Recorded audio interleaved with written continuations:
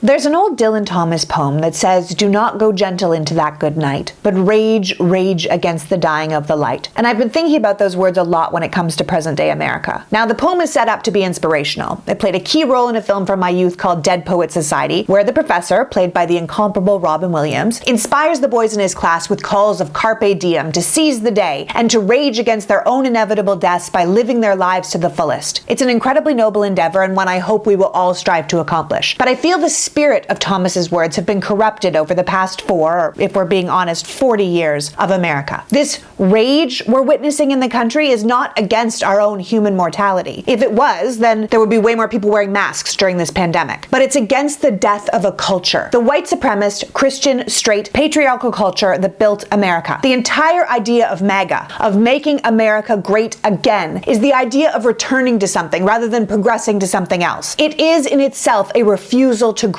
This desire to return to the past when things were good is backwards in every possible way. Because for whom was it great in the past? Straight, white men with means. Powerful, white, rich men who owned our industries and our government. This push to return to those days is a direct response to our increasing acceptance of those who do not fit into that original mold. An opposition to the elevation of women, to people of color, to people of different sexualities and gender conformities. It's the dilution of the original power structure. And that dilution is something that makes many people, let's say 30% of the country or 49% of the electorate, very uncomfortable. And these people are enraged, literally raging against the dying of their way of life. And watching the events unfold over the Trump presidency, it seems as if so many would rather just burn it all down than allow change to occur. Now, that's a human response, but one I believe is ultimately futile. Change is scary, but it's inevitable. The world moves on whether you want it to or not. And the days of one group being in control of all the other groups,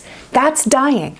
Now, that is not to say that those who would fight this change should be underestimated. The thing about holding power for so long is that the roots are deep and strong, and it will take real, concerted, tireless energy to pull them all up. They have the courts, they have the money, they have the church, they have one political party, and they have their propaganda networks. But we have the majority. We have the people. We have the passion and the grassroots organizations giving voice to the voiceless. From BLM to Fair Fight, the Midas Project to the Lincoln Project, there are people who are not afraid of the coming change and are looking to find their place in the new world. The past is raging, and that's okay. They can rage. They just can't win.